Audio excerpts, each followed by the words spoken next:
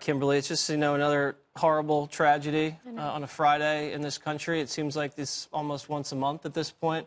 What jumps out at you after you hear something like this? Anything specific and anything that you can reflect on for the audience? Yeah, and when you think about it, you can feel it, right? The heartbreak, it's heavy.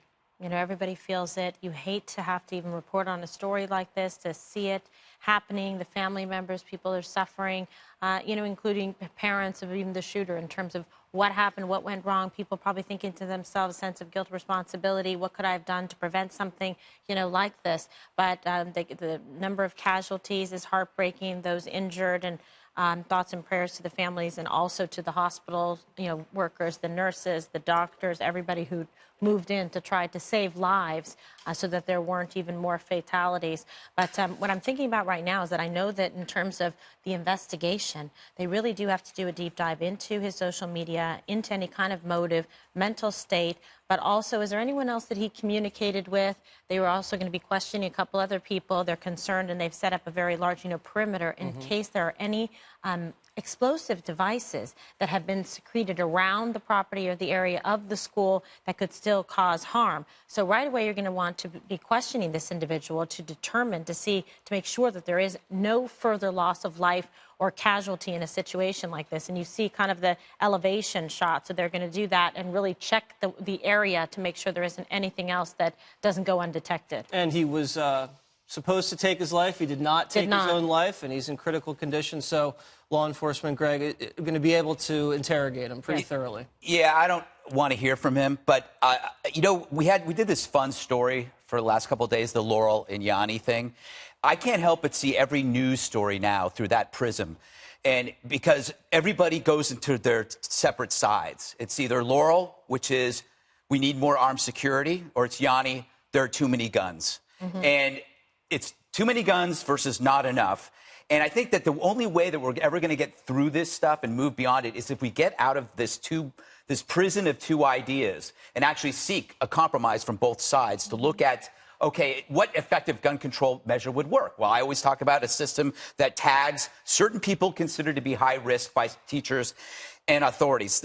A civil court that tags this person so they can't have guns. The problem is with this guy, he got the guns from his parents, so he gets through. So the other thing, then, is to train more armed personnel, because the variable that affects casualty rate is the duration between the first gun that is unholstered and the second gun that arrives to stop him, if it indeed stops him, or any kind of hard target that comes his way. The response weapon. Right. Yeah. So these are two things that come from two areas. One comes from gun control, which is a court that provides a civic tag, and then you also have armed personnel, which is what people believe enhances freedom and security, is to have somebody there who knows what they're doing. But the third thing, as always, is the media. And the media has to be aware that blanket coverage creates incentive for more of these events, because it creates infamy. And this is about infamy. This is not like street crime. This is the type of crime that is a symbolic, nihilistic act that the person does so they can live forever, and in our heads. And it works because we constantly do blanket coverage. So if we have to learn how to pull back from this and not talk about this person and not mention his name, because we're just going to create more of them. He's trending on Twitter. He is. And one of the things that people were alarmed by, Dana, was he had this big trench coat in Texas, which is very hot, and people said, why are you wearing a trench coat? Well, apparently, though, I had an opportunity to anchor the hours with Trace Gallagher, and one of the students that we interviewed, she said that he wore the trench coat every day. What was different today was that he wore a T-shirt underneath it that said "Born to Kill." Oh, God. So who knows?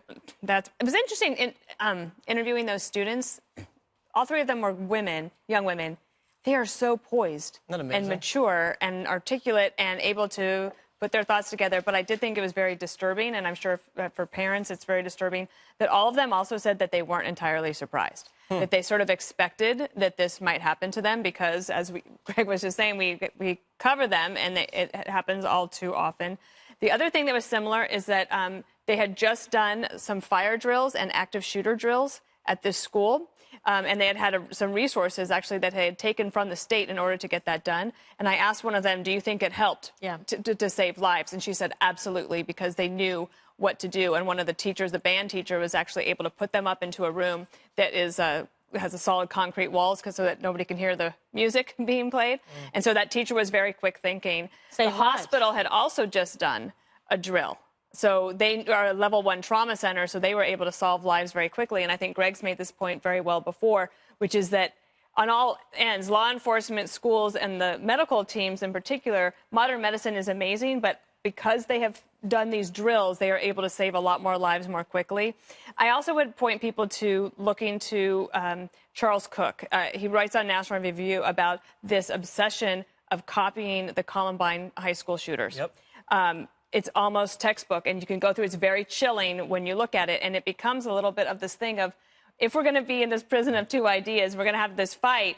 In the meantime, it's almost like you don't know how to stop it because they're online and they're doing this. The only possible thing that you could do, more drills and hardening of targets. Congressman Michael McCall, who is from that district, this is such a small world thing. Just yesterday, he introduced legislation that would provide for grants and money for schools across the country to take actions as they see fit, but including certainly these types of drills. And I said, would that money be tied to anything in particular? He said no. And the last point I would make is that the lieutenant governor gave a press conference, and one of the things he said is that this shooter took the guns from the father. He's only 17 years old. He's not supposed to have the guns in any way. And they just implored parents that if you have weapons that you legally own, make sure that they are locked up and that your children can't get a hold of them. That's an excellent point. And the weapons, he used a .38 revolver and a shotgun, Richard. Yeah, I think Dana's right. And I pulled a quote from one of the young ladies I was interviewing. Her name is Paige, and this is what she said. I quote, "No, there wasn't. It's been happening all over. I've always kind of felt like eventually it was going to happen here. I wasn't surprised. I was just scared." And I watched her interview and as we're preparing for the show, that quote stuck out to me because I think I'm one of the younger folks at this table. And I was just like, I literally graduated from college 10 years ago.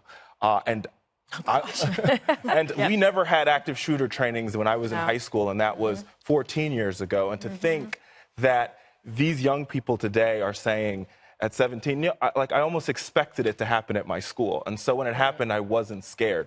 And I mean, to me, this is that something's got to give in this country, that we've got to really do everything in our power as adults and as lawmakers and as people of influence to make sure that every single school in this country is safe, welcoming, and thriving. And I think Greg is right. We've got to meet in the middle, right? Part of it is how we harden soft targets, and the other part is how we restrict access to guns, right? And part of it is making sure that people who have guns are responsible and making sure that if you are a gun owner and you're a parent and you have young people in your house, you lock those guns up so they don't have access to them. And mentally stable. Absolutely. And the other part is fixing and President Trump said it himself, making sure that we commit to fixing the background check system, right? But we've got to come. There was no, in this case in particular, but it wouldn't there's have, no it wouldn't background solved check to do because it you wouldn't should have have had solved the it. guns anyway. And I think the other thing that makes this even more sobering for me is that this weekend for these young people is graduation weekend. And so we're going to hear more stories as we go into this weekend about some of these young people. And I'm pretty sure some of them should have been wearing a cap and gown this weekend, and they won't be. I remember the days when we used to do earthquake drills. That was the biggest danger in San Francisco for students. Tornadoes. Unfortunately, it's become part of the routine for some high school students in this country. All right.